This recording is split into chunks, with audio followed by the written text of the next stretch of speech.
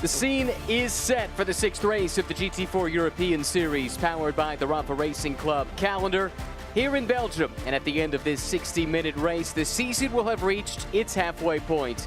A race into the twilight last night saw drama aplenty and shook up the championship standings in 2 of the 3 classes. Today, the battle begins anew at one of the great circuits in the world. Hello and welcome. Beautiful conditions and already a great crowd on hand to take in this 6th race of the season. And of course, the prelude for the big show later on today, the 78th running of the CrowdStrike 24 Hours of Spa. My name is Ryan Marine. Joe Osborne will be along shortly. What a beautiful grid of cars we have down on the starting grid. The crowd is here. They have assembled and so has this grid of teams and drivers. What a season it has been to this point. Plenty of drama and totally shook things up as well over the course of 60 minutes of racing last night. Unique circumstances, Joe, to go racing into the night. That's not something that many of these drivers get a chance to do. A unique chance to do that one night ago. Gunnel Longy standing down on the grid for a chance to speak with some of the drivers. Mackenzie starting from pole position today again. Yesterday you lost the win in the last laps or minutes of the race. It's time for revenge with Piana, who's just right next to you. Yeah, I think we're looking for redemption today for sure. Definitely could have got a better result yesterday, but things just didn't quite go our way. So yeah, looking to put it right today. Thanks. Have a good one. Thank you. Good to hear from Mackenzie as he gets ready to go. Plenty of drama, plenty of fireworks last night. The race was maybe slow to get into its rhythm, but we were rewarded with a great run to the checkered flag, Joe. Yeah, I think that's a fair assessment. And those fireworks were ignited really with Cresswell and Piana, wasn't it, at the last corner? And Piana did get a penalty for it, so Cresswell feeling aggrieved. That was a podium that was robbed from him potentially last night. Even more of the protagonists standing by to chat with us, and Alex is standing by now with Gregory Gilbert. Greg, you and Paul, you performed what I would call a masterclass in strategy, and it really paid off. How much confidence does that give you into today's race? Yeah, to be honest, we need to score points. We missed some points from the 2 first races, so now we need to focus to the title. So yeah, I need to do my best, Paul too, and yeah, we need to build now our championship because we are here. When you look around who's in front of you, what do you feel Paul can do into that first corner?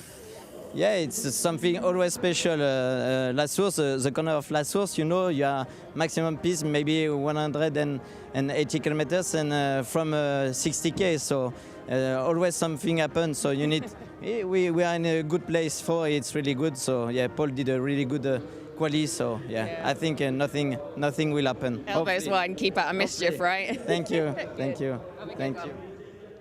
Big day for them in the points, as he alluded to. Championship leaders, Benjamin Lariche and Robert Cansani, extended their points lead, finishing second. But second and third in the points in that class had troubles yesterday. Marco Signoretti and Eric Evans, as well as John Duran and Adrian David, had some mishaps yesterday. So that opens things up. And as we approach the halfway mark in the season, everyone's keeping an eye on those point standings.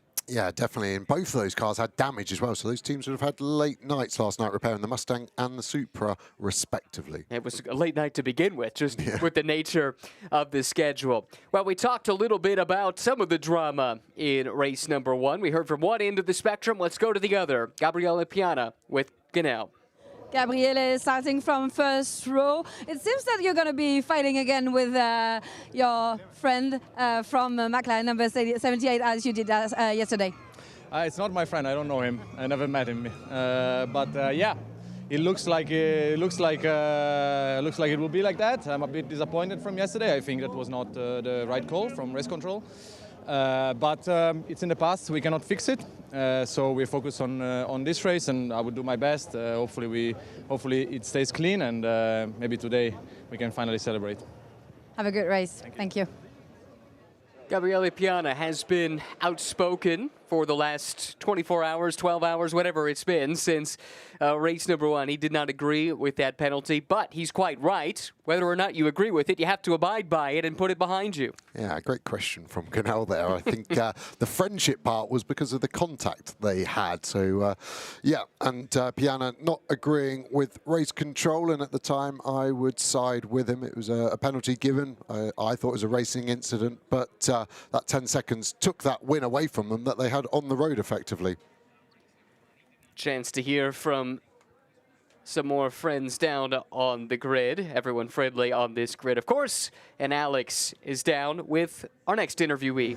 Steph, you boys had such a tricky day yesterday. Talk us through it. What happened?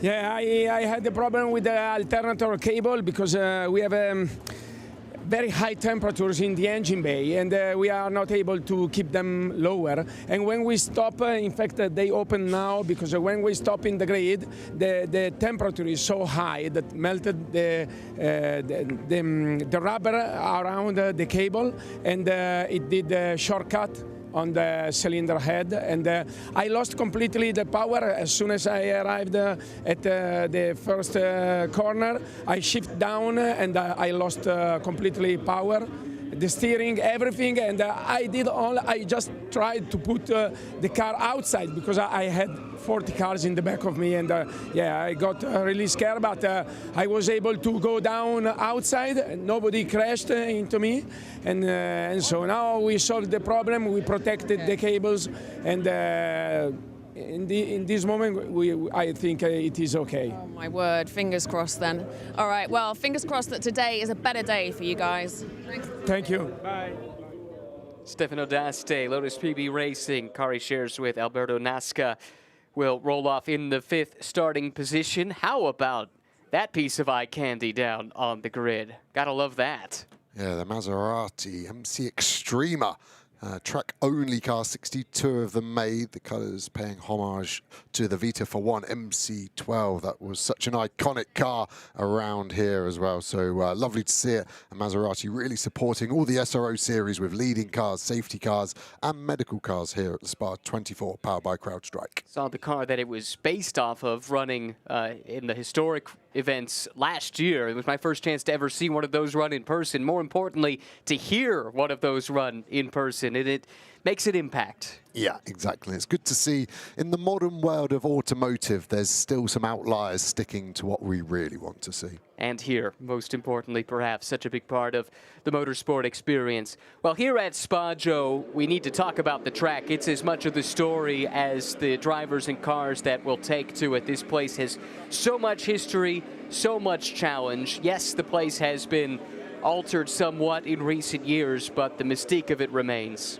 Yeah, it really is. I think if you were to ask drivers as a straw poll in Europe what their favourite track is, this is going to be mentioned 70 to 80% of the time, and the other 20-25% will be their local track. Spa is being built in the best part of the world for a racetrack. It goes up, it goes down. Every corner has a nuance to it. There isn't an easy corner, and there's plenty of overtaking alike, and 7 kilometers of it, so it's one of the longer laps we go to as well. Is there a section of the track that you particularly enjoyed in your driving days? All of it's fun, but Pouhon for me, turn 10, it falls away down the hill. It's a double left, so you can be a hero at the first apex and then mess up the second one. Vice versa, you can get both wrong. You sometimes get both right, not me personally, but I have seen it done. But yeah, and a high-speed corner with many incidents. We saw 2 Porsches go off there in qualifying on exit. I have to say we're blessed with a lot of great racetracks in the States where I come from. Pirelli GT4 America, the American equivalent to this championship, goes to many of them, but there's no place quite like this one. This is tops of my list. Always a thrill to be here, and I can't imagine the thrill for the drivers who are set to take part in this, the second race of the weekend for GT4 European Series, powered by the RAFA Racing Club. And the cars start to roll away, which means now we are closing in on the start of this race, which at the conclusion means we will have reached the halfway mark in this 2025 season. Amazing to think that already nearly half the season is out the rearview mirror. And as ever with GT4 Racing, what a great mix of manufacturers on the grid. The buy-in from the OEMs has been outstanding.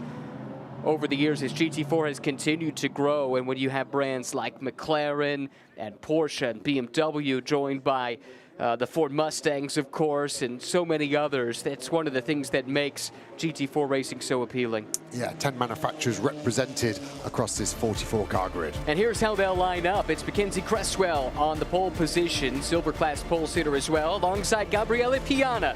Those two made an acquaintance with one another a day ago. Callum Davies set to start in the 3rd spot next to Paul Petit in the team speed car Audi. Pedro Ibrahim for Misano Automotive Motorsport, and Alberto Nasca, the pole sitter in the Pro-Am class, starts in the 6th spot. Hopefully they can stave off the mechanical issues in the Lotus. Marco Signoretti for the Ford Academy Motorsport team next to Ethan Chialdini, starting in row number 4. Then we get to the 5th row. Jan Duran, Matmut Evolution, the team Toyota Supra, the car. Benjamin Lassant for L'Espace Bienvenue will line up in the 5th row. Michael Haverens starting in the 11th spot. Hans Holmans starting in 12th. Into the 7th row, Clement Seller and Robert Consani for Team Speed Car in the 7th row of this grid. Thibaut Mojica and Max Kronberg will line up in the 8th position. Kronberg on the AM class pole. Then it's Joachim Bolting and Cindy Goudet starting in the 9th row. Bas Visser set to start in 19th. Joachim Valde starting in the 10th row, 20th position. Ruben Del Sart, 21st. Zach Meekin rolling off 22nd. Then you find Alex Papadopoulos in the Mercedes, starting 23rd next to Matt Travis, the American. Richard Wolff from Austria will start 25th. David Kuhlmann starting in 26th. Mark Kastelec and Nico Ferrarin in the 14th row. Pierre Livingstone and Mikel Loboda in row 15. All the way back to 31st is where you find Paolo Maloney, Matteo Numbla in the 16th row. Tobias Erdmann and Lucas Sugliano starting in the 17th row. Tudor Tudoraci and Jean-Mathieu Leandri in row 18. Row 19 to Alexander Von Trub and Mats Olsen. 20th row of this massive grid, Keith Gatehouse and Ajit Kumar. Back in row 21, you'll find Michael Brunhagen and Philippe Ptolemy. And finally, at the back of the field, Fabien Defoe starting by his lonesome in 43rd. What a grid it is. Hopefully we can get them through the first couple of turns cleanly this time, Joe, because once we got to green flag racing, we had plenty to talk about yesterday. Yeah, we really did. And watch out for that last place 27 Fabien Defoe car, because they were on the podium yesterday and they're only there because of an incident in qualifying as we go on board the #1 Mustang. We talk about the V8 growl every single time we go on board, and quite rightly so. Such a good noise. You can see the front two cars actually jockeying there quite close together. They have to stop weaving as they leave this corner now as we go on board with Kumar. So that weaving needs to stop left to right. We actually saw a penalty in the GT2 race earlier for excessive weaving beyond that point. These are the hairy moments before the start. You're looking around, you're trying to figure out who's going to start next to you, who starts behind you. You know, by this stage in the season, the strengths and weaknesses, the tendencies of those who start around you. How much do you take that into account as you try and plan the start to the race? It's so hard to start these races with so many cars. My mindset was always, I'm going to be on the front foot, not from an aggressive to make positions, but if I am on the front foot going as fast as people around me, I can't get hit from the rear. So at least that mitigates 50% of the possible contact. And if I do make contact, at least it's my fault, and I can own up for that slightly easier. The field at a crawl behind that beautiful Maserati car that is pacing the field. Imagine I wouldn't say no, nor would many of the fans if it decided to stay out and do a couple of laps ahead of the field, but instead it peels off to the pit lane, and we close in on the start of the 6th race of the season. Here comes the field, the lights go green, and we are racing. 1 hour on the clock. It's already ticking down the run to La Source as the field starts to spread out a bit. Big move around the outside by Piana in that blue BMW, unable to get to the flank and stay there, and now Piana finds himself coming under attack. First half of the field cleanly through the hairpin. Yeah, all looked clean through. It looked like a good start. And originally from the elite car, it was going to drag through that RAFA Racing Club car, which it has now side by side with the BMW. Some shortcuts being taken. That'll be hard for race control. Big contact in the background there. The speed car hit from the other Borson Automotive into the middle of the track. Oh, this is scary stuff. Oh, and it looked like there might have been more contact as well as the stricken Audi found itself in the middle of the field in a big pile up at the back of the pack. Worst case scenario, coming up the hill, unsighted and right in the middle of the field. Immediately we go red flag with less than a minute off the clock and several contending cars caught up in the melee. The unfortunate nature of Spa, high-speed corners, opening laps, tires come up to temperatures, all cars slowing down now to 80 kilometers an hour, and they will line up back on the grid. And yeah, it was a clean start through La Source, which was impressive for 44 cars, but we saw that Audi get turned around at the top of Rouge there. And was a car that qualified nicely, 4th position. Ended up turned around, as you say, and right in the line of fire with over 30 cars still behind at that point coming through the picture. A couple of walking wounded at the back of the shot a moment ago. Saw some smoke off the back of what I believe was a Ginetta. You're right, it's the red car there, isn't it, in the mid-pack rear right, smoking there. So the cars go into parc fermé conditions under a red flag, so even though the team will want to try and repair this Ginetta, for example, they cannot touch it until the race countdown resumes. And it's a rear right puncher, isn't it? It looks like, look at that rubbing against the bodywork, slight brake fire. That's relatively common when a car stops with hot brakes. Maybe some oil, maybe just some rubber on that. The marshals there very quickly, but a relatively large amount of front-end damage on that NM Racing GT4 Mercedes. Such a frustrating way to start the race, and of course, hopefully these cars do what they do best, built to protect the racing driver, but several big impacts at the start of this race. All cars, as you can see, directed by race control to stop on the grid at the start line. And you make a good point about the parc fermé conditions. One thing the team can do is take a look at the car and at least form a plan of attack, and that's what they'll try and do to maximize the repairs and minimize the time required to enact those repairs. Exactly that, the team looking on from the pit wall. The standard procedure is that it will be allowed to send one mechanic with a jump battery, the external battery, the power source, because obviously these cars are designed to be lightweight, so the battery on board isn't really designed to keep the ignition on for too long. So as a driver, you sometimes get this awkward predicament where you have to keep the car on, so you've got radio communications, but you know you're draining all the systems. Some of the cars have air conditioning, which is a huge current draw on that, so the drivers will tend to try and keep all electrical power to a bare minimum. The Ginetta just about keeping up with the pack with that heavily damaged rear right tyre, and luckily for him, the lowest speed of this is allowing that car not to at least completely deconstruct it, and that car was deconstructed in race 1, hence the slightly quirky front colour on it. It doesn't match with the rest because the original one was rather destroyed in the side of the 61 Academy Mustang at turn 1 yesterday. Yeah, that was a big one for sure, and took out a couple of contending cars, not just in the race, but in the championship context as well.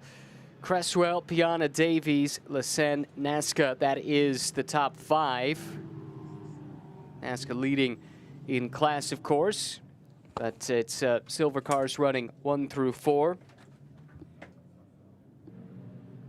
Cars creeping their way onto the grid, and this is where they will be stopped. Again, if you're just joining us, red flag incident coming up the hill from Eau Rouge to Raidillon on the opening lap of the race. Multiple cars involved in that incident.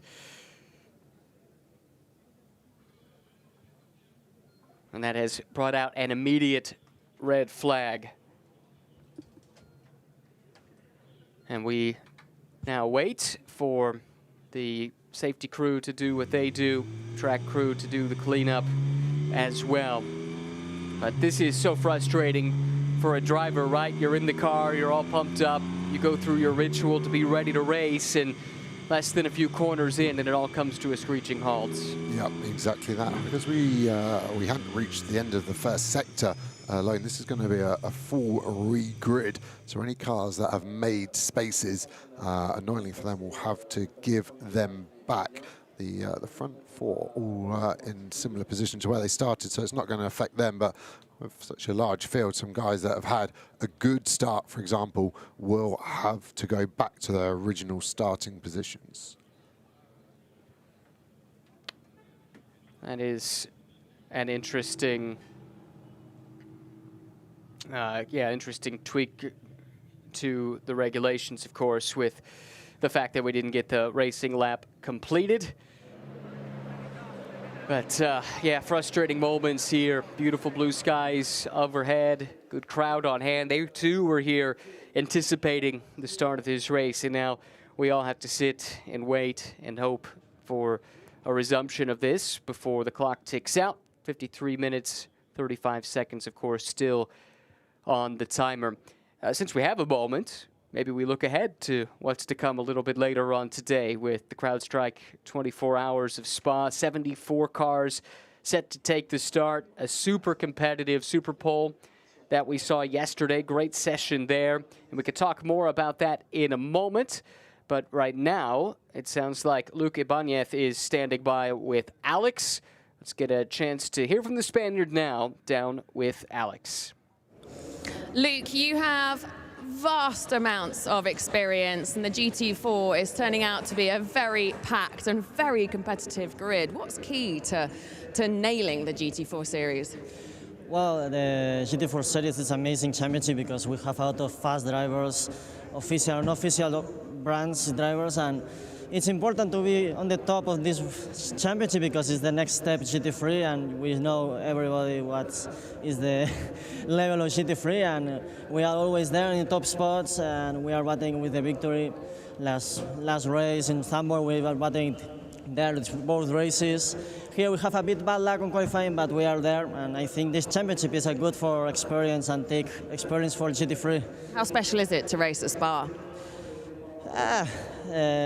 Spa is difficult, but if you manage to do a good quali and then good setup on the race with safe setup, you can manage to win the race easy. Look, yesterday BMW looked super fast, and we always did. 5 years ago we won it in window wet, and we are there. It's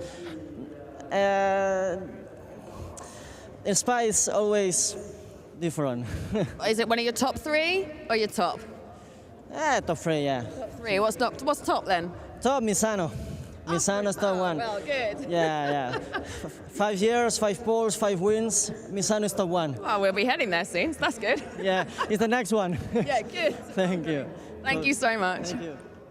And good to hear from Luke Ibanez there, back once again with NM Racing Mercedes-AMG GT4, teamed with Alex Papadopoulos. Very interesting. He knew his stats at Misano right off the top of his head and was able to say, yep, that's my favorite track because of all of the success that he has had there over the course of his career. This is a look at the cleanup that is underway, and it is extensive. Just eyeballing it, you can already see at least 3 cars involved, and it sure appeared at the time that there might be more. That cleanup is ongoing. When we have more information, we'll be sure to pass it along to you. Drivers are, it appears, getting out of their cars, and that will be a welcome relief here under these red flag conditions to get out of the hot cockpit, which is just soaking up the sun here in the Belgian countryside. Yeah, exactly. I think we have 6 cars at the top of Eau Rouge, and here at Spa, obviously a Formula One standard circuit, the medical centre, second to none, and I do know that from personal experience, so everyone will be in the best possible hands. 2 of the drivers talking on the grid there as Kuma and Dufay. They've actually raced together, both based out in the Middle East, and the drivers tend to then just get into their sort of fraternity groups, I guess you would say in your language, Ryan. Sure. They will pass some notes. How is their car feeling, and how are you feeling about the restart? And then the more sort of pro-orientated drivers will tend to just go around by themselves and just keep themselves to themselves, because it's difficult as a driver when you're side to side, toe to toe with another driver that's a friend, and then when we take the restart, you've got to be pushing them up to the wall. It's sometimes hard to have that twofold split personality, shall we say. Yeah, that is a difficult balance to strike, especially in the world of sports car racing, where it is not uncommon to be friendly with your competitors. Back down to the grid with Guinel. Ricardo van der Ende driving the number 17 BMW together with Benjamin Le Sen, driving at home here this weekend in Spa-Francorchamps. Talk to us about yesterday, since you ended up quite good. Yeah, yesterday we started far back, so it's easier to make your front all the way to the front. But yeah, we finished 6th, so that was all okay. And today Ben started 10th, and he's already in P5, so it should be okay. But I really worry about all drivers. I hope all drivers is okay. Cars we can replace, but drivers we can't replace. So I hope everything is okay. Starting from 5th row today, you just said that you're now back to P4. You can fight for the podium in the silver class and even the overall top 3. We can always fight for the podium. It's L'Espace Bienvenue with the BMW. So together with my teammate, who only lives 1 hour away from here, from Spa, so he knows where to go. But we always have an opportunity to go to the podium. Did you count on the times you came here racing at Spa-Francorchamps? Oh, I've been racing for more than 20 years in GT4, so I stopped counting, so I don't know. What about entering the CrowdStrike 24 Hours of Spa in the coming years? Who knows? Yeah, hopefully André Grammatico can get hold of one GT3 and maybe we'll do it in the future. Hopefully. Thank you. Merci. Good to hear from Ricardo, former French GT champion, silver class, about a half decade or so ago, and he made reference to his teammate, co-driver, who's in the car at the moment, Benjamin Le Sen, from just an hour or so away. Always nice to have a teammate who knows the local ways into the track, knows the best eateries, things like that. Yeah, it just makes the whole weekend much more enjoyable. And he talks about Grammatico. I remember him buying the first ever BMW GT4 car back in 2009. So what a supporter of BMW and GT4 as a concept. Yeah, for sure. Been with them and that team for quite a few years now. Another interview down with Alex. Let's go there now. Thought I'd have a quick chat to the TikTok, Instagram superstar, Mr. YouTube. Oh yeah, get that in there. Right, yesterday you didn't even manage to get in the car. Have you fixed the issue? Yeah, we fixed it. What, with like gaffer and some ice packs? How did you fix it? I don't know, that's a mechanic stuff, but it seems like a cable went on fire, so short circuit, and then luckily there was no kaboom, it was just and then the car stopped, luckily. And luckily it was the best cable to fix. Now we fixed, the car works, I survived the Eau Rouge, and that's the most important thing. And now I'm in a good position, yeah. I mean, the unlucky thing is that Spa is not an easy track, so you need to practice, and I didn't practice enough. Yesterday I didn't drive, so I'm doing my best. I just follow the cars in front of me, and I try to keep their pace and bring the car to Stefano, and then Stefano knows what to do. So I love that. How many times have you raced here then? I just did once a 20-minute session with 500 Abarth in 2013. And then I rolled over in the second session, so I went back home and I didn't race. So yeah, that's my experience in Spa. And I can guarantee you that a GT4 is much faster than a 500 in here. And how special is it to be driving here? What's the track like from your perspective? I mean, honestly, I think this is the best track in the world. Every time they ask me about my favorite track, I say Spa. I'm so sad that it's not going to be every year in Formula One, because coming here, I realized that as a driver, this is a step higher, okay? So you race in Paul Ricard, you race in Zandvoort, you immediately get used to the track. Yeah. Here, it takes 2 or 3 days. Yeah. There are some corners like the Eau Rouge and Blanchimont, which going to the limit there, it means risking the car, and it's probably the hardest corners that I ever experienced. What's the mindset approach when you're leading up to a race like this? Because it's not just about the physical demand, is it? The mental approach, it must be quite different to some of the other tracks. I mean, I'm used to race now. I did many races now in Italy, and About the physical, you know, I gained 10 kilos, so I'm holding my Didn't we belly all? now. But you know, after that, I become violet because I'm not breathing to look in shape. But you know, I'm too heavy right now. But yeah, like that. This is my friend. The cameraman is tapping his my rather goal. fruity belly. Luckily, we have the BOP that balances also the weight of the driver. So I said, okay, I can eat some more tiramisu. And you know, about the physical, there is no problem. The mental, there is no problem. The problem is just surviving the Eau Rouge. And what is it like surviving with Stefano D'Aste? Because I've known him for a very long time. He's quite a character, quite a feisty Italian, isn't he? You seem like a great pairing. You know what? Yesterday, after the incident, as soon as he came back to the pit lane, the first thing he did, he was turning on the grill to grill some meat and prepare their dinner. That's how he I don't know the English word for the, you know, he was frustrated and so he decided to cook.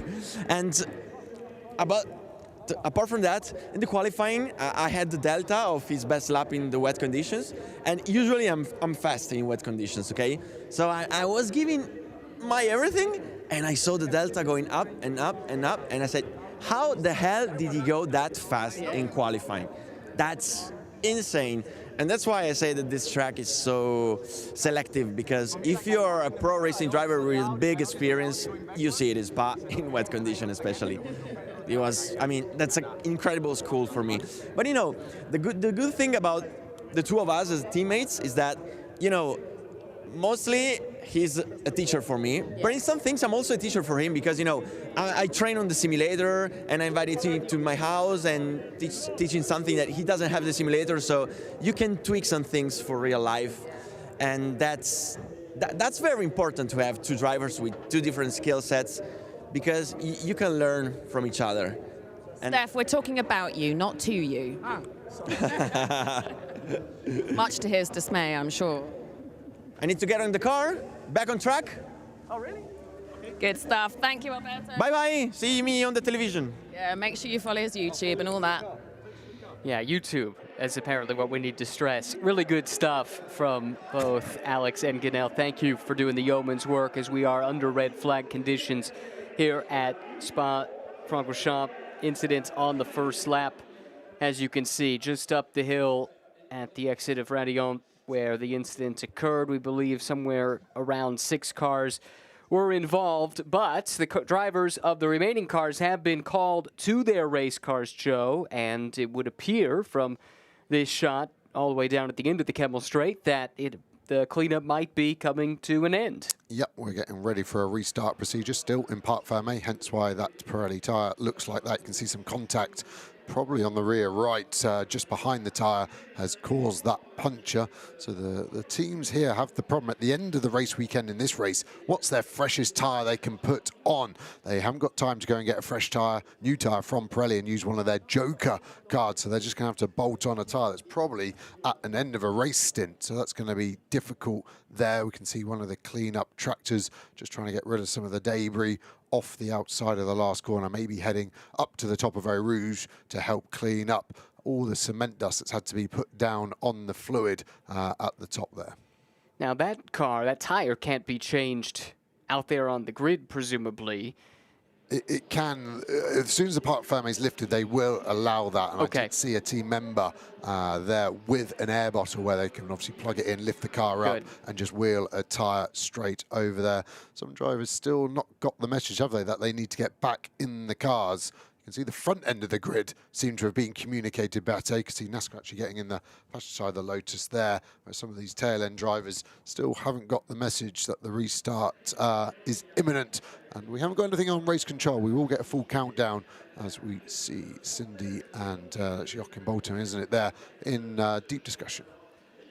Well, good to know that they can get that tire changed on effectively what is the grid, because they were called there. They weren't allowed to come into the pit lane, and you wouldn't want to send that car limping around on a cut-down tire. So that is certainly good news for the CMR team as we continue to wait for official confirmation of when this race will resume. One thing I haven't brought up yet is the fact, and we heard it a little bit from Alberto in his interview just a moment ago, the fact that the conditions were quite challenging, damp in qualifying means the grid is a little bit mixed up. We saw that in race one, that cars that were exceptionally fast in the wet maybe weren't quite as potent in the dry, and vice versa. And of course, the grid for both races was set in that relatively damp time of qualifying. So we could have an instances of some comers and goers given the pace disparity of teams and drivers and cars wet to dry.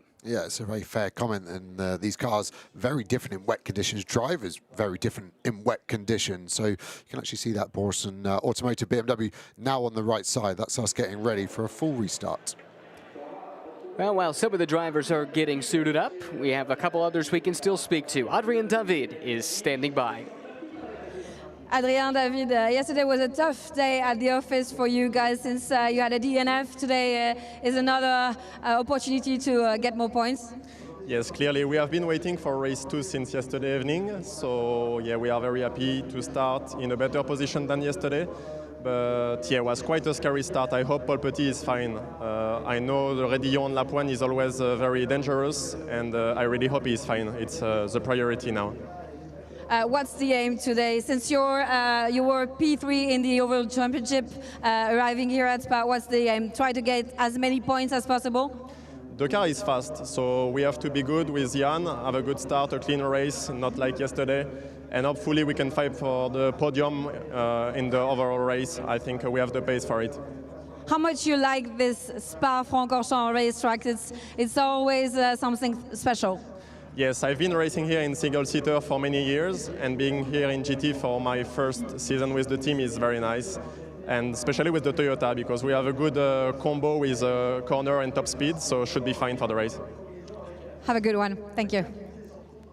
2019 French Formula 4 champion Adrien David spent a number of years in the Alpine Driver Academy before turning his focus to sports car racing, some LMP3 on the resume, some GT4 on the resume, and teamed up here with Jan Duran, of course, TGR team, Matmut Evolution. Toyota GR Supra is the platform. Yeah, you can see the amount of quick dry that's been put down there, can't you? It's covering the whole circuit. That's going to be what's causing us to stop going racing at the moment, is how they're going to have to try and sweep some of that away because the car's going so quick over that. It's going to be difficult for the drivers to have any visibility. Yes, we've got tractors here with big blowers on the back, but maybe the best solution would be to do a few laps underneath the safety car, let all the race cars pick it up and blow it away. And apologies, Ryan, if you've mentioned it, but I personally missed it that the number 11 BMW of Ibrahim actually came into the pits at the end of that lap. So assume there was a problem with that car and it wasn't him not following the race director's notes there, but he's also been noted for causing a collision. So possible damage, I would say, on that 11 car. That's the car that started up towards the front. And I believe it was one of those blue BMWs from that team that was certainly side by side in the moment of the start of the accident. The report is that one driver has been taken to the medical center, everyone else checked and released. This is a look back at how this incident unfolded. This is really the start of the race, the rundown into the source, but I think it's the second blue BMW that's going to be in the middle of this fray with Ibrahim, who you mentioned is in the pit lane. Let's keep an eye on this moment here coming up the hill, Joe. Yeah, so that second blue BMW is trying to get round the Audi, isn't he? We were looking to the front, and then just watch that green Audi. There's contact, isn't there? The 11 car just understeers into him, damages that rear left suspension, which sends him back across the track. You'll see it here, that blue BMW, bang, and it just goes light over the hill as well for the 11 car. So no intention, I'm sure, but definitely the 11 car's fault. Watch that contact, spears into the Audi now flying across, unfortunately gets drawn back into the circuit. Cars scattering left and right, and some cars doing an amazing job, but then it concertinas up. That was the impact we saw, then another one. So that Audi's been hit 3 times in the space of 200 meters. drivers. And yeah, 6 cars ruled out at the top of Eau Rouge, and big damage. All drivers have left the scene. 1 driver's gone to the medical centre, is what we've been told as we go on board with the #1 Mustang. There we can see the Lotus making it further than it did yesterday in race 1 with a throttle cable attached. We're behind another Mustang here of the Academy. They're 3 wide, Supra BMW Mustang. Look at the power of the Mustang now, has to lift up. Look as high as you can see that blue BMW next to the Audi. It was contact in the middle. Was that a front right puncture maybe for the BMW? And that's why he couldn't turn left. I'm purely speculating. Look at the Audi come across, and then it was another 8, 9 cars got past, and then unfortunately the next bunch did not.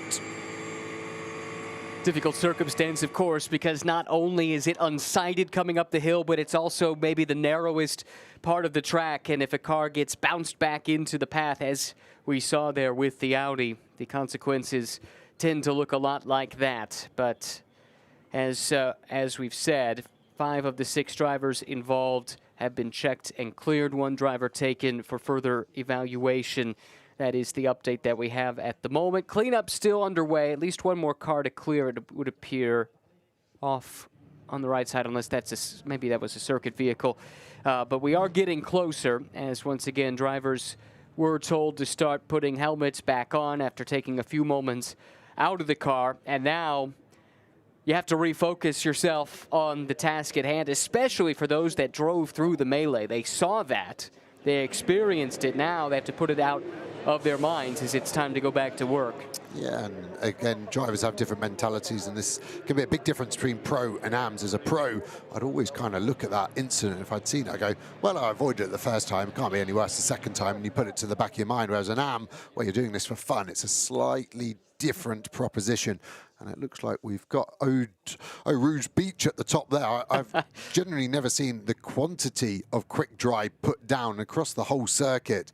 That's going to be kicking up a lot of dust. We saw some of it on the exit of La Source yesterday after support race. And this is the team pleading to try and get the tyre change. But at the moment, we have no indication of Parc Fermé being open. So at the moment, they're going to have to take the restart as is and box at the end of the lap to do a tyre change, which seems harsh, but if they're not going to open Parc Fermé because we're under tight time constrictions, that is the only option. Well, this is where I confess my ignorance, but I do wonder what the penalty would have been to come into pit lane and not follow the orders to go out on the grid, just to make sure you could get that change taken care of.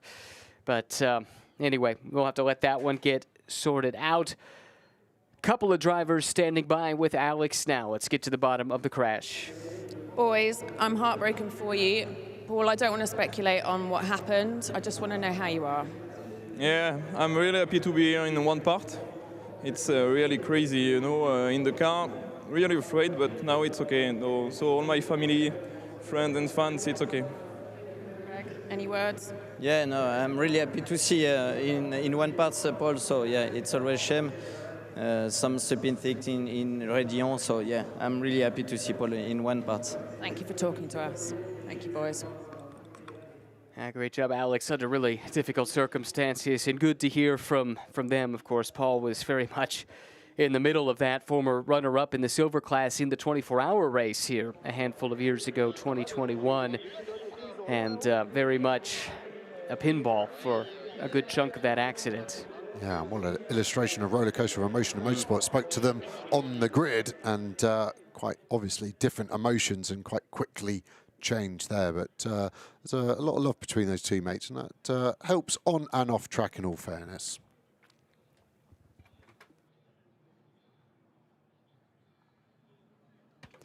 A chance to look back on race number 1 yesterday. So we saw race 1, didn't we, fire into the darkness, and as they came into turn number 1, it was actually the Hendrick Still Porsche from the second row that would get the lead. Eventually we saw contact further back, the Jetta of Modica going into the side of Eric Evans in that Mustang. We then had an Audi R8 arrive on the scene with another BMW, and that gave quite a lot of damage to the rear left of that Audi, and that forced us into a full course yellow, then safety car procedure to get that Audi out. Ajit Kumar here had a good view of what happened at turn number 1 and did well to avoid the contact.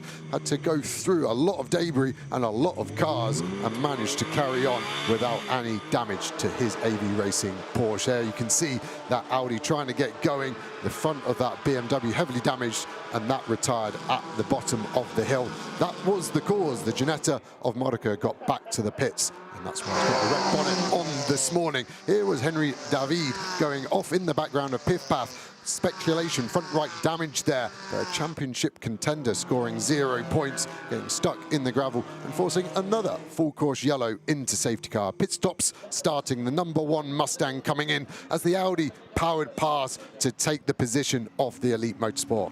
And there we see the Busan automotive car of Piana making spaces. They pitted early and did a good undercut on a lot of the field. Here we have that number 8 Audi that was so dominant in yesterday's race, and it took the victory. But it wasn't easy down the back of the field. We saw lots of contact, and here we saw Piana doing his trademark outside move. First of all, on the Audi. Second of all, on the Elite McLaren. This one didn't go so much to plan and attracted a 10-second penalty for Piana at the end of the race. Last lap, last corner, the Piana move done again. This was for the win on the road, but the 10-second penalty inherited the win. Back to that number 8 Audi R8 from Speed Car Racing. It was a great race into the night, and it feels like just yesterday we were racing as we get ready for race number 2 this morning here at Spa-Francorchamps. Appreciate that, Joe. Yeah, everyone waiting for this race to resume. And a chance to hear from a couple more drivers. Josh Radigan standing by with Gunnell down pit side. Josh, we just had a look back on what happened yesterday during race 1. Can you take us through that race that was surely a bit frustrating for you guys? I mean, yeah, we didn't get obviously the most ideal start, obviously into P2. Obviously, we just kept it there pretty much for the whole race, fine with the Audi and the Porsche. And then obviously on the last sort of few laps, Mackenzie obviously got touched and it was a bit unlucky, but we come back stronger for today, hopefully. Today is a new day, starting again from pole position, leading the race, but there's everything to be started again. Yeah, it's always play for at the minute. Obviously, it's a big accident. Luckily, everyone's okay, I think. So, touch wood, we get a good start again, and we'll see what we can do. What about this beautiful racetrack of Spa-Francorchamps with the McLaren? Yeah, it's obviously it's a tricky track. Obviously, we don't have the straight line speed like some of the other people do, which is where we obviously lose the time. But through the corners, we get it back, and obviously, McLaren is perfect here, I reckon. So. Thanks a lot, Josh. No worries. Have a good one. It has been a really stout package so far, not just in GT4 trim, but we should note, of course, it is a McLaren on the overall pole for the 78th running of the CrowdStrike 24 Hours of Spa coming up later today, and of course into tomorrow as well.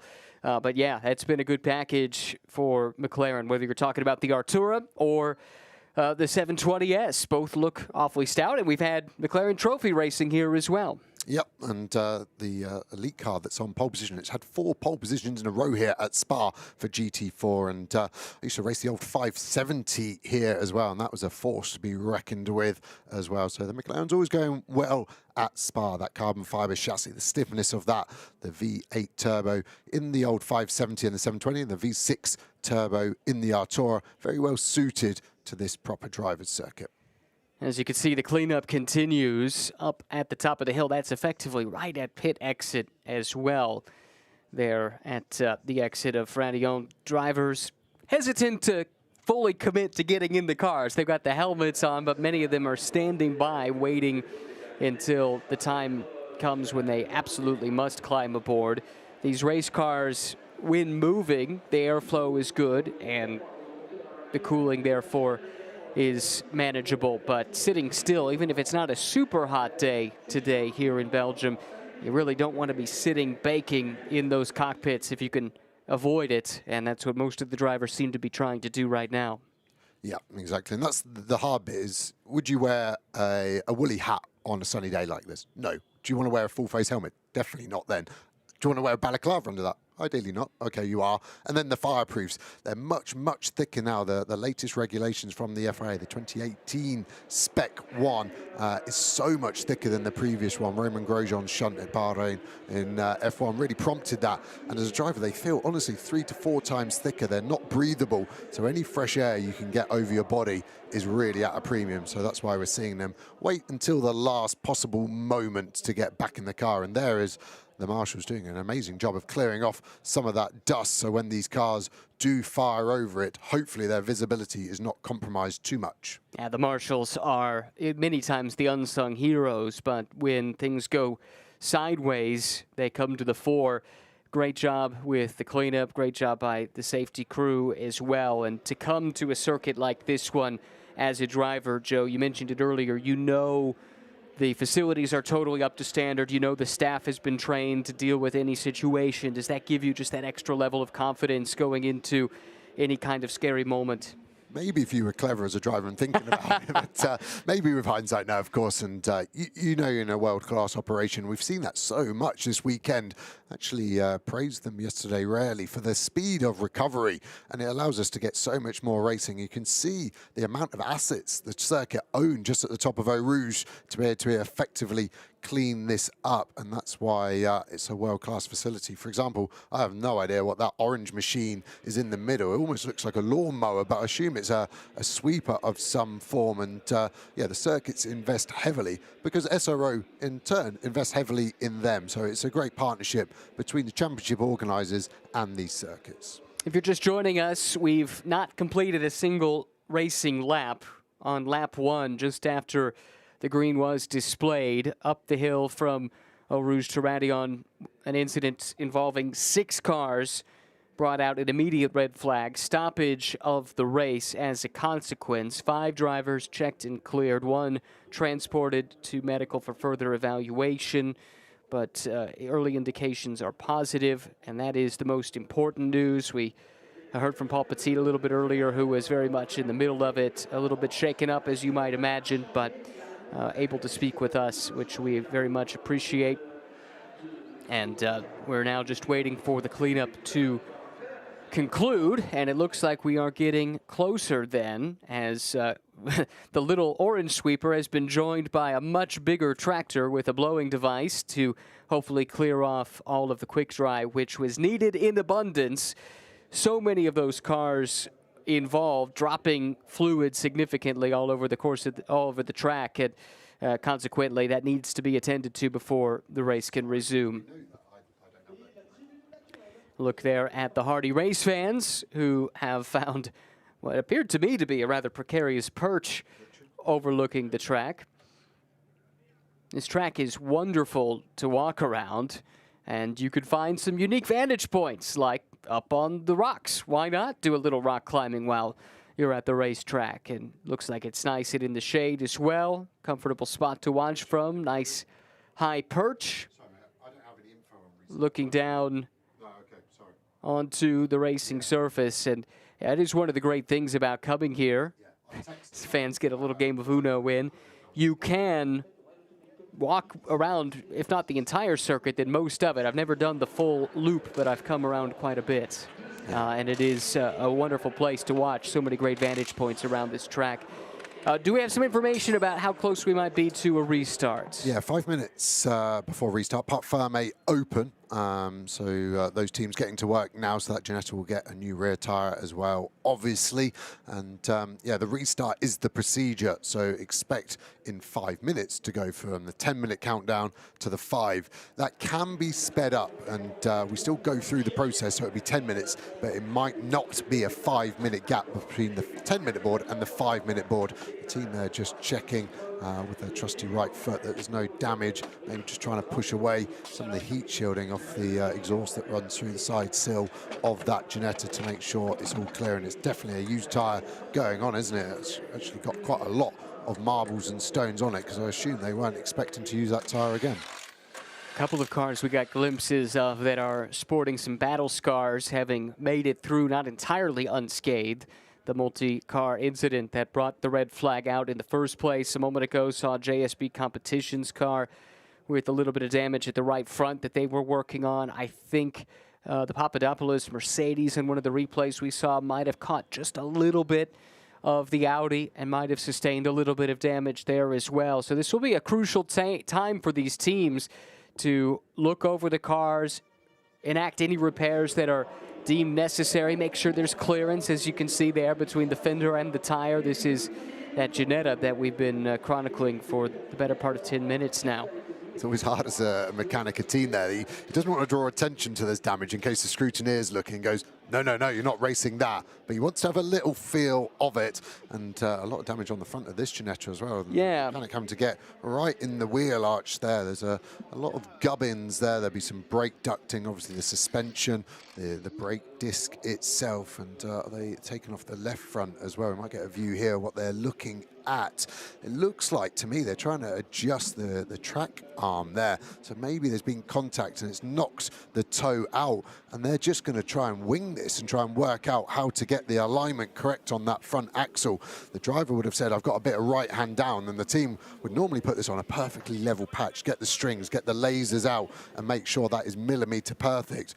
But force majeure is forcing them into some proper work in the trenches. That's the CMR, Michael Simpson, Ethan Gialdani entry that was undergoing those repairs. Think about the pressure these crews are under to get this done in a relatively short window of time. Yeah, we talked about assets. The race will be resumed in 2 minutes. We will restart on the original grid behind safety car. Which is what we expected. We're talking about assets. There's not a better asset in motorsport than tape, and the second one was cable ties, zip ties. They were there as well, so that's your motorsport meme for the day. If you can't fix it with those two items, then you might as well go home. And again, this is suspension damage. There's a comically sized wrench there dropped on the floor, and they're just trying to get these cars to the end. And we're still not fully sure on a race time, but these cars potentially in even more of a sprint battle, I think, than the 1 hour race we were forecast for. In the event these repairs are not done in time, what would the repercussions be? So it will be a drive-through penalty for working on the car after the 3-minute board. So we'll be counting down, and actually I can see another air bottle being rushed to a car on the grid. And do you remember that Formula One race where Max Verstappen went off on the outlap to Hungaroring? And the audio, if you've got 10 minutes, listen to it. It's amazing. The Red Bull sort of crew chief talking to the team about procedure. Can we get it done? And this will go all the way down motorsport. They'll know what they can fit. The mechanic will get asked from the engineer, very annoyingly, how long does this take? As long as it takes, and then the job will be done. But they are now evaporating into seconds left to get that job done. Now, the amazing thing to me always is the speed with which, under any circumstances, no matter the weather, no matter how tired they are, the speed with which a racing mechanic can enact a repair that it would seemingly take days for my mechanic down the road to be able to do on my car. They could get it done in minutes. Amazing how slow you can do something when you're on $100 an hour, right? You think that's the cause of it, do you? No, you might be onto something.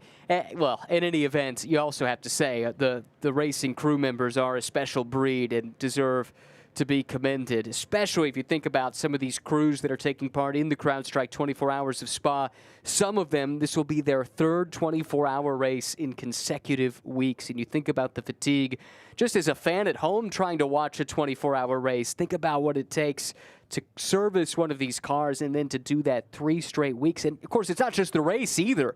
Whether we're talking about Le Mans or the Nürburgring or Spa, it's a long build-up as well to the race itself, which can be just as exhausting as the 24 hours of competition. Well, good news is the cars are rolling once again after a lengthy stoppage. What remains to be seen is just how much of this race remains to be run. The clock has disappeared from my screen in terms of the countdown, so with any luck, it looks like, okay, I now know where to look. Thank you, Joe. Under 17 minutes on the clock, which means we have lost well over half of this race, going on 3/4 of this race to that incident on the first lap. And I know we've got other events still to come on the schedule before the 24-hour race later on today, so I'm not entirely sure what the stewards have at their disposal in terms of trying to perhaps put a little time back on the clock. victim of our own success, aren't we? We've got such a busy schedule here. Of course, the headline is the 24 hours, but we have multiple support races, GT4, GT2, McLaren Trophy, Lamborghini Super Trofeo. We've got parade laps, we've got hot laps, we've got fan activation. One of the fan activations last night were the crowd getting on the track and able to sign the curb up through Eau Rouge there. So it isn't just watching cars go around in circles here at Spa. Now it is a festival. We've got the music, if you didn't mention that as well, overnight. That's become a big part of this event in recent years. And there's no surprise, there's no mystery as to why this event continues to grow year on year. The on-track offering gets better and better. The off-track offering improves as well. It's a great festival for those who love cars, who love motorsport. And if you've not been, I wholeheartedly recommend you've put this at the very top of your bucket list. And beer. Well, there is that too. Interesting to see Gabriella Duke over there ready in a helmet, because she's probably not 100% aware of what's going on there. We see race control there. They have been working above and beyond already before the 24-hour, getting this race back underway, making sure all drivers, cars are recovered properly as well. So kudos to everyone in race control there. Yes, well done to them. Well done to the marshals and the emergency safety team here at the track. And thanks as well to you, the fans, whether you're watching trackside or watching from home. Thanks for sticking with us through a lengthy red flag. Because we are already down under 15 minutes to go, that means for these starting drivers, it's going to be, well, really for everybody, but especially the starting drivers, I suspect, a very short race with pit stops imminent after the resumption of the race to get that driver change taken care of.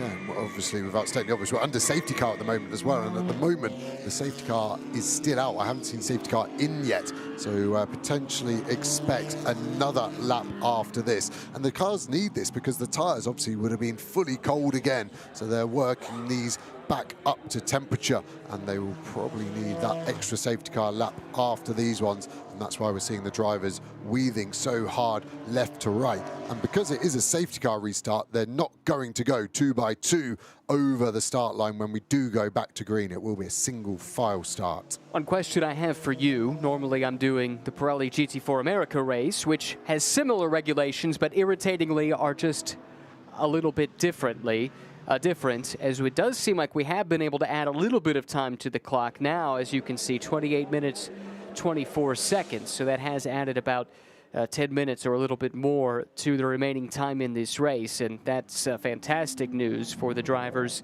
But my question to you, with the regulations here, are pits closed here under the safety car? You couldn't do your pit stop under these conditions, correct? Yes, exactly. So it keeps it fair for everyone, as we do see that Ginetta pit. So the damage they tried to fix obviously is not, and they've decided they're probably going to have to either try and spend some more time on it and catch the safety car up, or retire that car. But we've effectively got a 30-minute sprint race. So it's normally a 60-minute, so everything is being halved. So these drivers now know that they can go max attack, no looking after the tires, no looking after the brakes.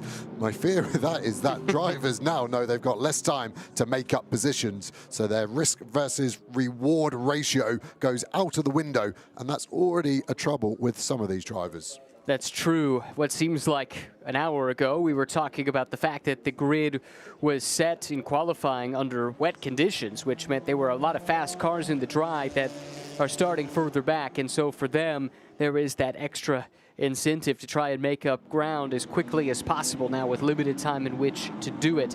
Good news is safety car will be in this lap. Just got to look at the Texan, Jason Hart, suited and booted. He's getting ready to go to replace Matt Travis, 2 Texas drivers for a New Orleans-based team, and I have no doubt if they have a good weekend here, they'll head back to the Lone Star State of Texas and celebrate with a Lone Star Steakhouse steak. Got that to look forward to. You can see Mike Simpson in the background there, Motorsport Director of Ginetta, podium finisher yesterday as well, and yeah, looking pretty for long. Shame for him after a mega result yesterday for that car. Yeah, it's amazing, right? On these doubleheader weekends, if it goes poorly for you in race one, the good news is you get to do it again the next day. The bad news is if it goes well for you in day one, then you have to try and find a way to repeat the magic in day two, which makes it all the more special when you do. But it's tough when you have a great race one, but nothing to speak of in race two, and you kind of leave the weekend, even if you had a win earlier in the weekend, feeling a little bit down because the most recent race is the one that leaves the taste in your mouth. Yeah, you're totally right. Goldfish memory for most racing drivers. They only remember the last lap or the last race. And yeah, that will be tough. As we see the pack starting to bunch up now, accelerate braking. The safety car lights should be extinguished at turn number 14 in 3 corners time. And then we're going to go back to racing. And another beautiful example of the Maserati MC20 there as well. Drivers limbering up, getting ready for their second stint. They could be getting in roughly about 7.5 minutes. The pit window will open. Now, because of the lengthy red flag and then subsequent safety car period, we haven't had much green flag time, and mostly because of the red flag, the pit window has shifted. We'll let you know when we're approaching it, but right now a couple of minutes away at least. Lights off on the safety car, and very soon, if it hasn't already, it should start to pull ahead and leave the field under the controls of Cresswell in the McLaren coming to the restart. Now keep in mind, Cresswell and Piana had coming together at the tail end of the race yesterday. Gabriele was quite clear on the grid. We are not friends. We are not even acquaintances, but they're ready to renew this rivalry that appears to be brewing here one more time as we close in on the restart. Funnily enough, that's what my wife says about me as well. And Cresswell has gone already. He's gone early. He's caught the back of it. And it looked like to me he was then backing off, but Piana on the flashes already. Relatively early start, and that spaced this field out. Here they come through that final chicane and on to the pit straight, one of the 2 pit straights, I suppose, here, but the beginning of the pits, the new pits, and the green is out once again. Good getaway for the McLaren. BMW in hot pursuit, but it's in the middle of a couple of McLarens. Big move is further back. This is for 10th place, and the position does change hands with Consani going by Sailor. As we see that Toyota Supra in the gravel again, that was the car that DNF'd yesterday, trying to squeeze the one Mustang there, cuts him off well, survives another day, but no momentum as we go on board with that Mustang. We saw it get cut off through Eau Rouge, struggles with the corner speed, getting a bit of dirty air off the Supra, but now the Mustang can start to stretch its legs down this long Kemmel Straight. I love to hear that V8 roar. This is where it roars its loudest in the run down the Kemmel Straight. Actually, though, looking a bit vulnerable for the moment there. Had to go up slightly on the defensive, able to hold on to the position. Nice to see the field cleanly through the first couple of turns. This is the first time through this part of the track at speed here in this race with 23 minutes to go.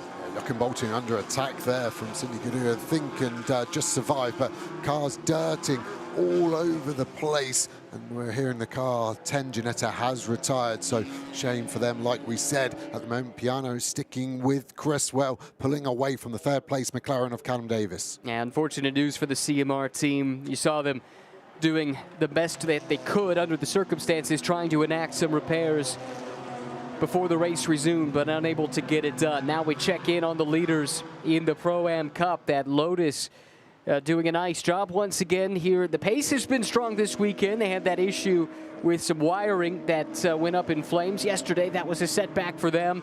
Maybe this shorter race is a bit to that car's liking. They can just push here since the resumption of the events.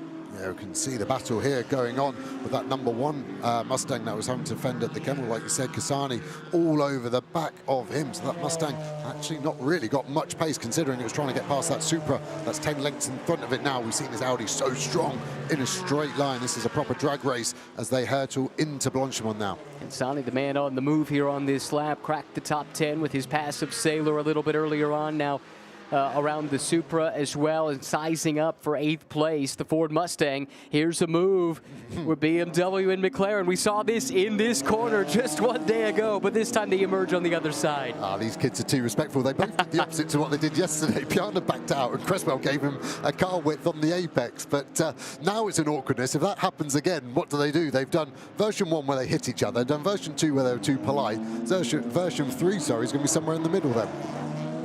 Battle is on here as the Mustang looks like it did drop the spot in that fight. Consani now up to 8th place. Haveren's in the Mustang now under attack from Homeland in the Toyota Supra. This is for positions 9 and 10. Back half of the top 10 overall. Good little battle pack starting to form behind the Mustang.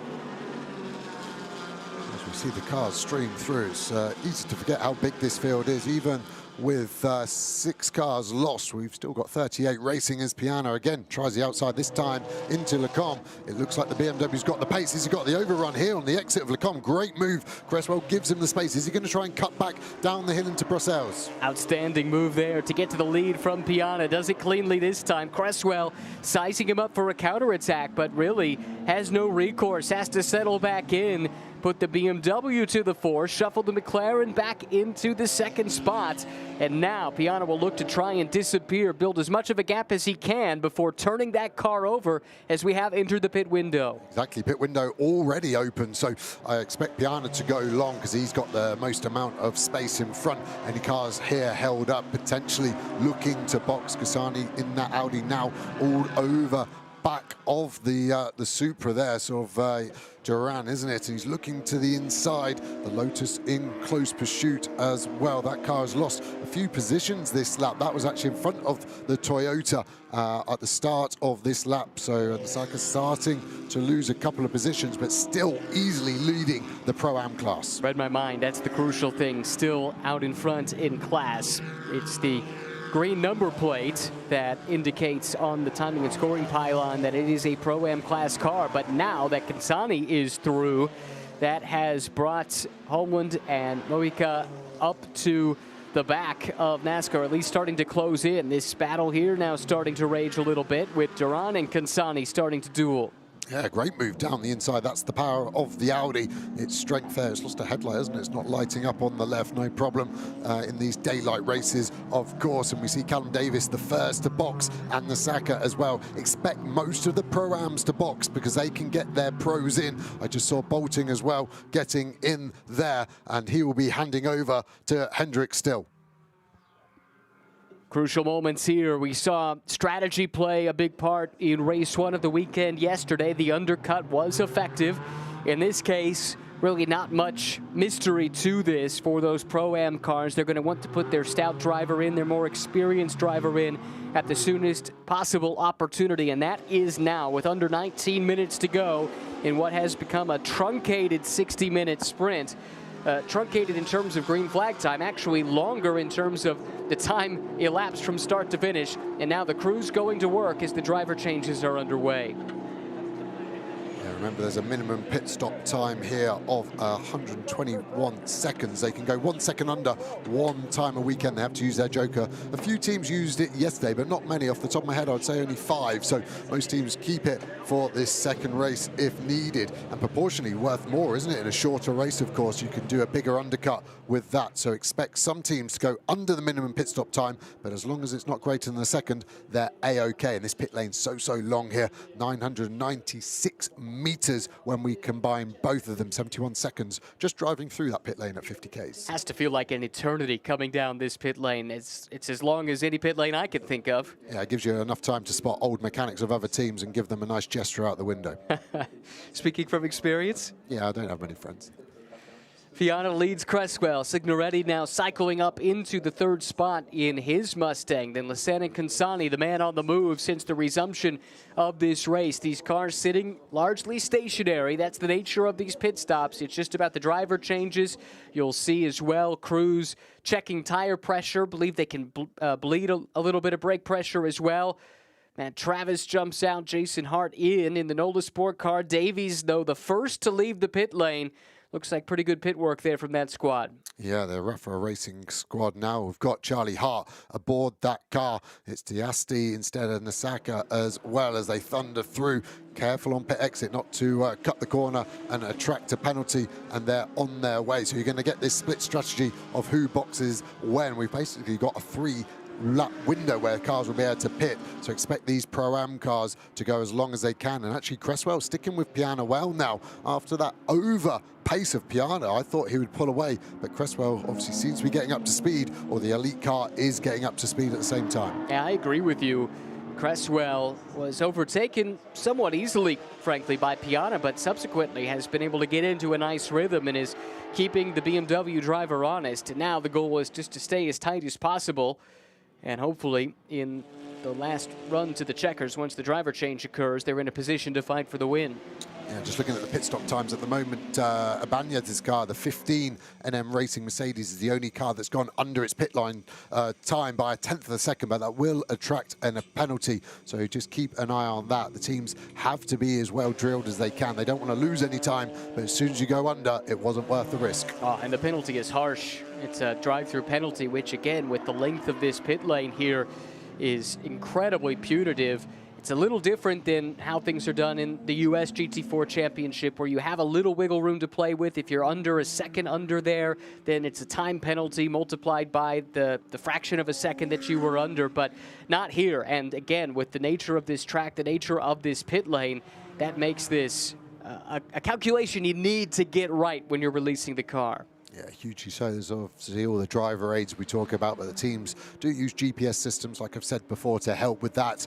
And there's normally like 2 or 3 methods as a foolproof there, as we see Charlie Hart really pushing on, and that's what he needs to do. This is what we saw Piana do well in race 1 yesterday. He boxed early and got more laps to get the undercut.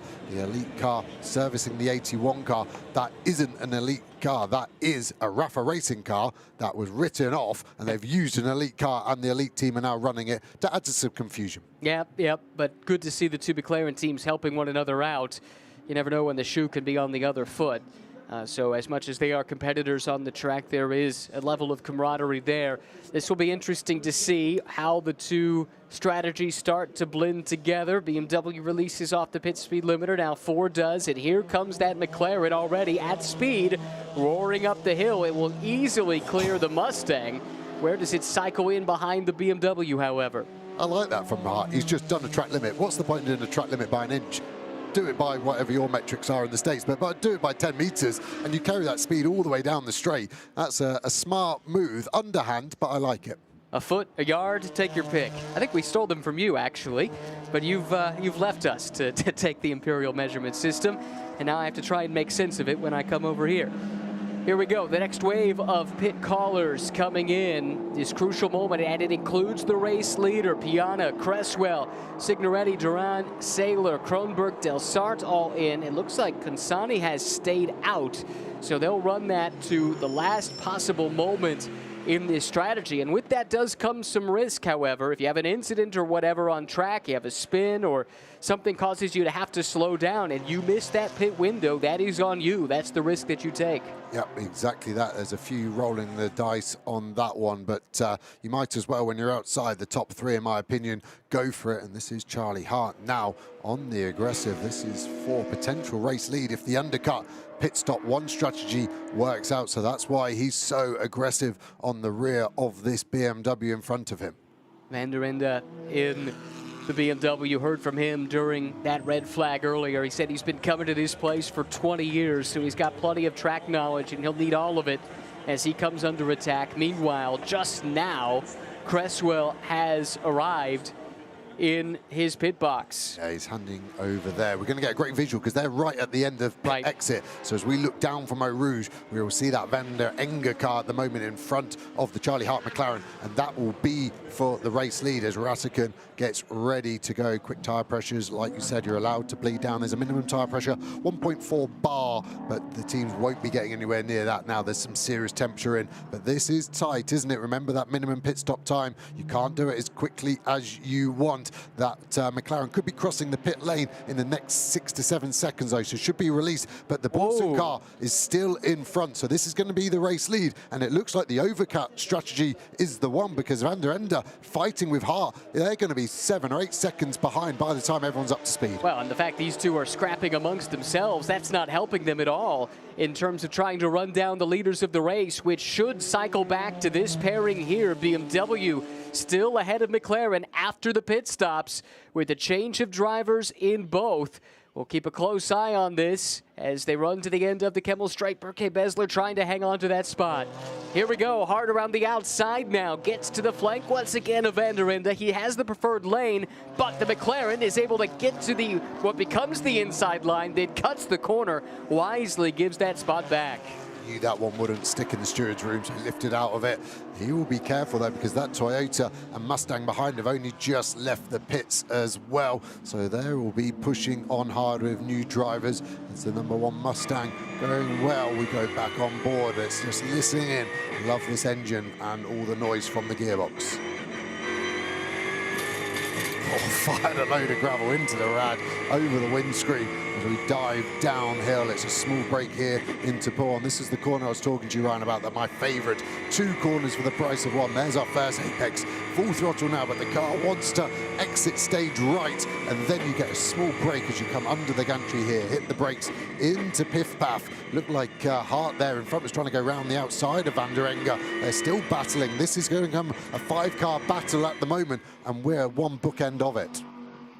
Kansani in the pits from the lead. They were able to make it in well within that window, so that's the good news there. That was the car that has been on the move since the restart. Didn't have track position, so elected to gamble a bit with the overcut strategy, and we'll see how it plays out. They were, I think, 5th place overall at the beginning of this pit sequence.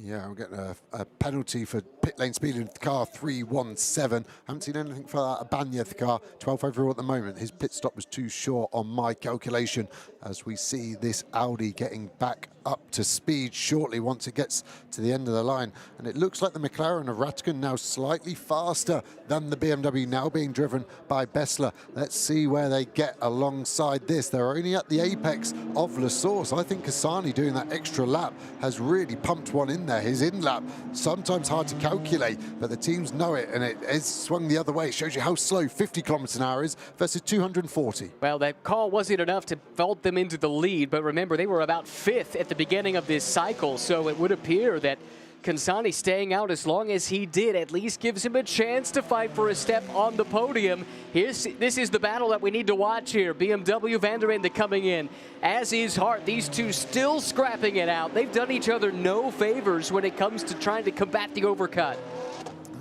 Hart's going to be frustrated. We heard on the grid, didn't we, from Rattigan, the McLaren's got no straight line speed, so faster in the corner, that's great. Very hard to overtake in a corner. At the end of the straight is where it's easy, and that's where the BMW seems to have the surplus of pace at the moment. Closing in on that Audi, just out of the pits for the final step of the podium. Good battle, breaking out a little bit farther behind as well. Here's the leader in Pro-Am. What a bounce back it would be for the Lotus PB Racing team after the disappointment. Can't even call it a mechanical issue, really. Electrical issue, electrical fire that knocked them out of the race yesterday. Yeah, tough for that Lotus team as well, but at the moment, all going well. We've got all the class leaders together, haven't we? There's 2nd place, the Toyota. There's 3rd place, the Porsche of Hendrik Still now. He led the race yesterday, didn't he? He was very quick, 3rd on the grid yesterday, so expect him to be quick, but that Lotus can be seriously quick over a single lap as well. So this battle's going to rage on with less than 8 minutes remaining now. Happens fast when you have a lengthy red flag. Not much time to go racing, but once we got going, it's been good. His Hart lets that car drift out to the very edge of the track, puts the left sides into the gravel, kicks up some dust as he sets off in pursuit once again of Van der Ende, who is relying on all that experience that he has here at this racetrack. And the first two really have checked out, haven't they? It's going to be a 6-7 second gap by the time we get the updated timings after everyone has finally done their pit stops there. And both look like they're catching the Audi though, so the Audi getting caught by the BMW, which is is holding up the McLaren. The Toyota's caught. The Mustang struggling to stay with that Toyota at the moment of David, I think, though. And that's Eric Evans, the young American British GT4 champ, doing his best to hang in that fight, but currently down in the 7th spot. Wow, someone just went wide up and over the curb. Battle further back in the pack. This is our AM class leader, very much in the mix of this contretemps. Not where you want to be, especially if you're mixing it up with other cars, although I'm not sure that is the case. Yeah, we've got a bunch of AM class cars, front runners, all mixed in together. with Niskanen as the one interloper in the Mercedes from a different class. Yeah, it's a bit of a copy and paste battle, isn't it? A BMW holding up a McLaren, but the McLaren no way round, and this is for first place.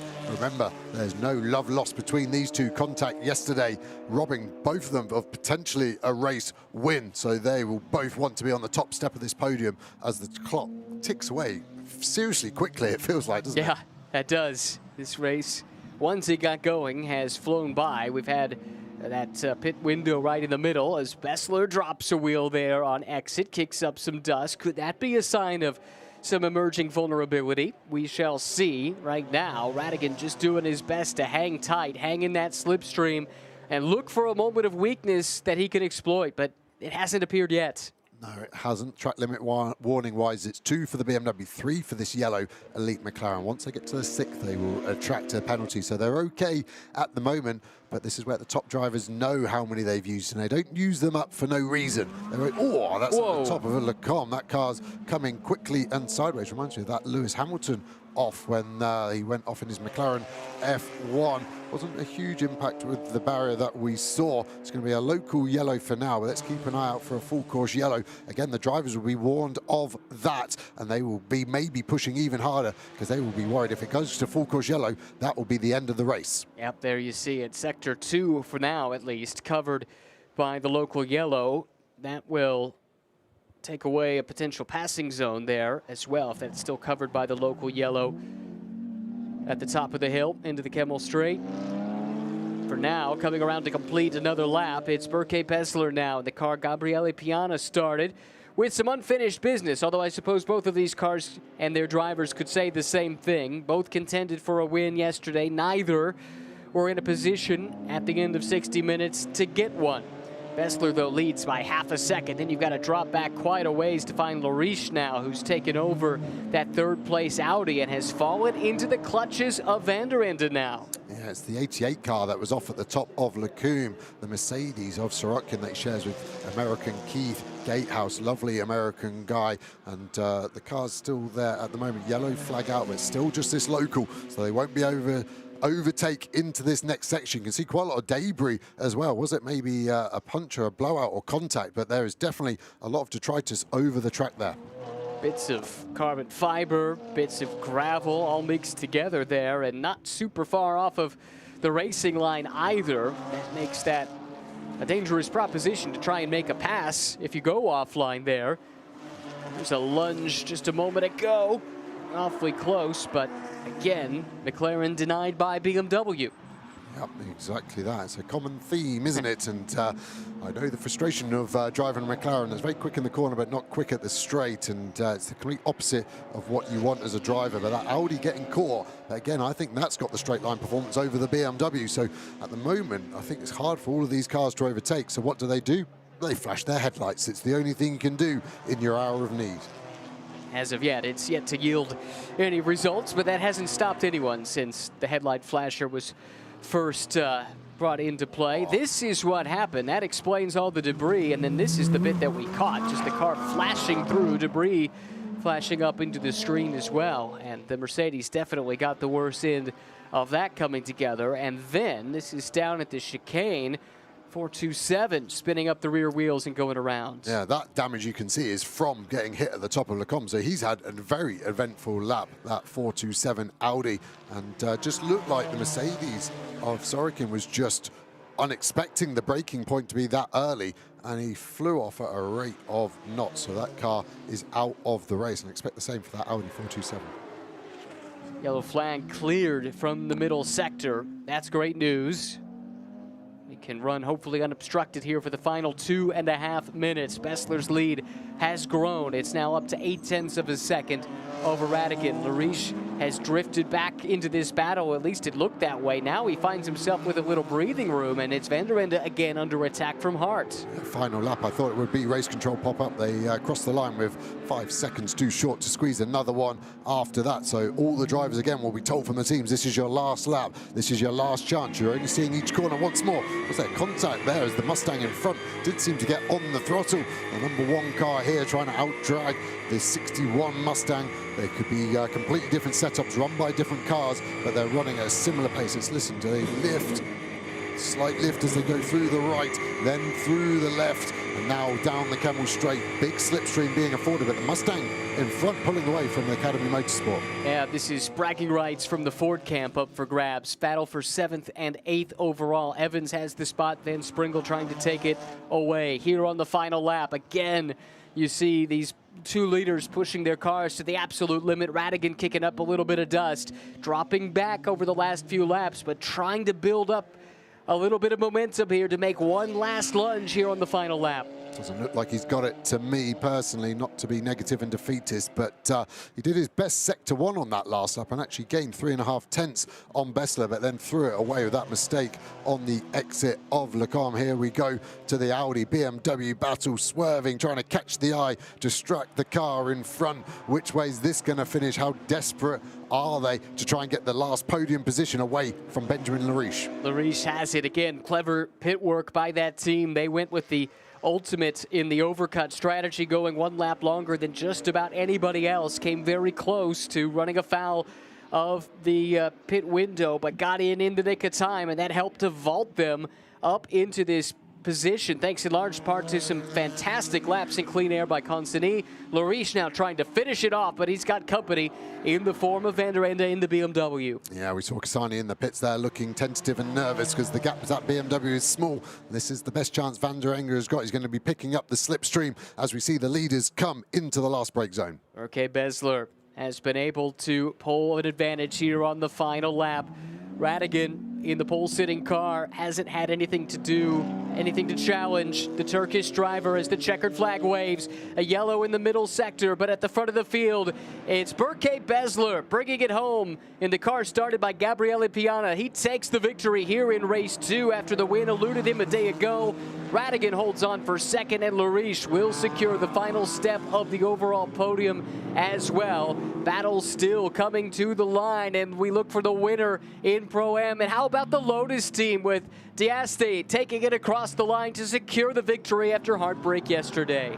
Zeros to heroes for the Lotus. Good job there as we pick up the AM-class leader, the 30 car, dominant in this race. 6 positions clear of its next rival overall. Great job by the 30 Porsche team. Yeah, that's right. That's Blickler at the command right now, running a very stout 23rd overall, comes across the line to take the victory. Porsche in the M class in trouble for the 310, a silver class BMW entry.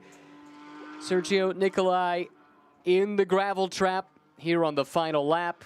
Not what you want to see, and this is, I suspect, how it happened.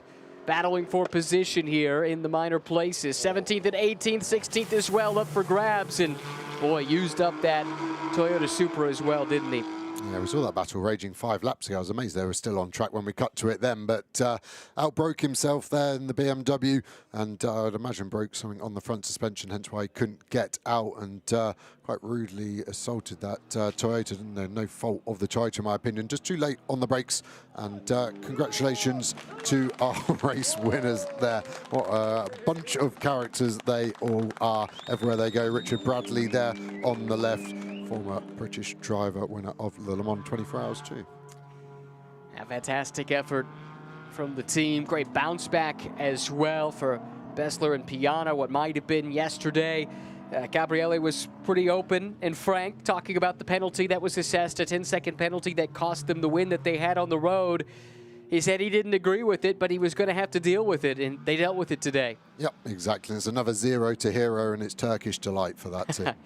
And fantastic as well, the move that he put on the leading McLaren to take the advantage. Great story here as well with Nasca and Diaste to take the victory for the Lotus. We heard Nasca talking about just how impressed he was with his experienced co-driver, the pace he was able to get out of that car, especially in the wet. And it should be said that the qualifying exploits of that group in the wet really set the table for this run here today. Congratulations to them. Big victory, not just for them, but as well for everyone at Lotus. A solid run, well inside the top 10 overall, too, for the winners in their class. Well, here's a look at the way the results shape up. Second race of the weekend, and with this, the season has reached its halfway point. Berke Bessler, Gabriele Piana, winners by half a second over Radigan and Cresswell. Lariche Constantini in the third spot, completing the silver class podium. Winners in Pro-Am, as mentioned. Congratulations, Lotus PB Racing, Diaste and Nasca, 9th overall, ahead of Scaris and Homeland, Still and Belting in the 11th overall finishing position, completing the podium in the Pro-Am Cup. Got to go down to 23rd overall, but it was a compelling and dominant victory in the class for Blickler and Kronberg. A couple of German drivers there in the German machinery with a substantial amount of time in hand over their nearest challengers in the AM class, right around 20 seconds all told, and several cars from other classes mixed in ahead as well. Further down the order, you run into those that have had some trouble here today. 6 cars in total eliminated on the spot in an incident up the hill for the first time on the first lap of the race. Several others ended up dropping out as well due to damage sustained in that accident that led to a lengthy red flag of nearly 45 minutes. Ultimately, a little bit of time was added back to the clock, and once we got to our green flag, as has been a trend here this weekend, the racing in GT4 European Series has been up to par. Just had to wait for it. Exactly. Good things come to those who wait. Talking of which, look at the celebrations there of Diaste getting out. He was over the moon as well. He runs that car. It's his team as well. So double, well, probably triple, an infinite amount more stress when you're a driver and a team owner running that Lotus. Yeah, you love to see it. That tells you what it means to get a win and to do it here at this track, and as well on the precipice of the big show coming up later today with a big crowd on hand to take it all in as well. This is a big moment for some of these teams and drivers. Yeah, the crowd building really well. We had just under 100,000 here race day last year, and it feels busier than that already this year. So it's great for these support races to be part of such a big weekend. And happy as well we could get this race in with no weather creeping in to the conversation. We'll see if that holds for the 24 hours or not, but plenty to celebrate for the fans that are here already. And they've been rewarded with a great sprint to the checkered flag here at Spa for race 2 of the weekend. GT4 European Series powered by the RAFA Racing Club. Well, 2 races of what might have been for the car that started on pole here today. Radican brought the car home, did his best to take the fight to Bessler, but really that race was won for Borussia Automotive in the opening stint. The move that Piana put on the restart to take the lead, that ultimately proved decisive. Yeah, you can see Piana there leaning in. Great job by him. Unlucky yesterday, I think, is how I'd summarize it, and a nice embrace between the 2 teammates there, and they will then go up to the podium and collect that winner's trophy. Special place to get to do it too. The podium here at Spa is a remarkable place. You think about some of the greats that have been there from time to time. We talked a little bit about the Lotus story. Our Pro-Am winners are standing by with Alex. Let's hear from the happy pairing now with Alex. Boys, you did it! Talk about a comeback, Steph. That's exactly what you wanted. Yeah, absolutely. I think we did a really amazing job, and I have to say thank you very much to Alberto, because he did something of unbelievable. In this track, it was very, very difficult all the weekend. Was really, really difficult, rain and dry, and he avoided a big crash in race 1, and then he did a very great first stint. Then I got in the car, and yeah, we were in a good position, but I was faster than the 2 Ford in front of me, the Mustang in front of him, but they have an incredible engine. I couldn't overtake them, and I had the Toyota in class with us that was in the back. In the first moment, I got 2.5 seconds of advantage, but then the Mustang slowed down me a lot, and he ride back, and they said, "No, I had to win it." Alberto, how special is this win? Wow, amazing, really incredible. I mean, I did what I could. I still didn't understand how to be fast in the Eau Rouge, so I was struggling. It was the only corner where I was struggling, and the silvers were overtaking me there. And I said, okay, go. I just need to defend the leadership in Pro-Am. And then when I gave the car back to Stefano, we did the perfect pit stop. Perfect. We fixed everything, and grande. He did an incredible stint. I mean, he was flying, literally flying. That he did a great job. I just did what I had to do. He did more than he could. Great job, boys. Well done. And clear camaraderie between that two as well. That's fantastic. And we look at the adjusted points now. After this race, it's a bit of a runaway, as you can see in Pro-Am, with Still and Bolting having another solid result today. But Nasca and D'Aste, with the victory, do vault up into the second spot by a single tally. Look how tight this is. Second, third, fourth, just a couple of points separating those three positions. And not terribly far back, you get to fifth and sixth as well, with still 6 races to go in this 2025 season. Overall winners denied a win yesterday. Get it done here on day number 2. Gabriele, Burke, you boys, you for a start, you don't let anyone get away with anything, are you? You are full attack. Yes, that's pretty much. I just do what I can. I go flat out, and I attack always, and it doesn't matter to me. Like yesterday was really disappointed. I really am not happy with the decision that was made, but today we fought back, and actually today was the proof that if he leaves me space, there is no contact. So I think maybe the race director can have a look at today and tomorrow and yesterday and see where the difference lies. But all good, we won. I don't care. Much redeemed, beautifully done. And you, I tell you what, that stint was world class. How special is it to win here in Spa? Yeah, it was really good. Like this was the race that I always want to win. Yeah. So finally I made it. Thanks to Gabi and to my team and for BMW and Motorsports to make this happen. Yeah, like Gabi said, like yesterday it was a bit disappointing for us. We didn't like the decision, but at the end of the day, we proved that we were quick to win the race today. But we are going to fight as hard as possible as we did yesterday in the rest of the season. Brilliantly done. What a statement. Enjoy that podium. Yeah, they could say that they don't care about that penalty yesterday, but the fact that it came up unprompted in both interviews tells a different tale. For something he didn't care about, he talked about it passionately for quite a while, didn't he? But he left us on that I don't care. Look at the deflection, that rear tyre. You can see the energy involved. I love these slow-mos wherever we get to watch them. Got another winning pairing to hear from now. It's the M class with Alex. Max, Daniel, this is turning out to be a very, very good pairing. Yeah, definitely. It was a pretty good weekend, and today we had a great starting position, P17 overall. I mean, it would be great if the race was a bit longer with the red flag, but still, I had fun out there, and I think Daniel brought it home. And now we close the gap in the championship, so it's good. That was a very calm, very neat drive. Yeah, thank you. It's I took it over from Max. I mean, today was even more chaos than yesterday. You couldn't expect that, but yeah, actually it works well. I mean, me in my first GT4 season, I'm getting into the rhythm. So also in the classement, we're even now again.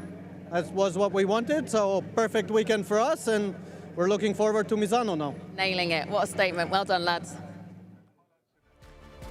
Plenty for them to celebrate. Coming together at the right time at the midway point in the championship.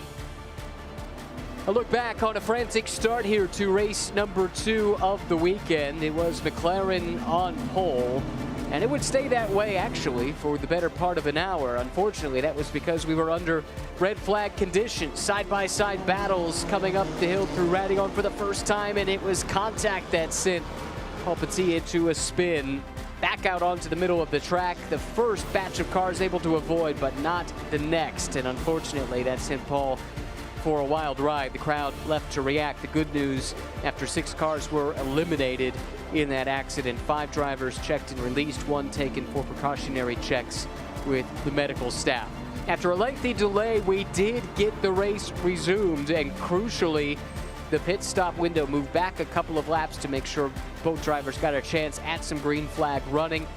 Great work by the Grosjean Automotive team, which took the lead on track with Gabriele Piana to retain the lead. A couple of teams electing to go with an overcut strategy that was particularly useful for the Audi that finished in the 3rd spot in the race.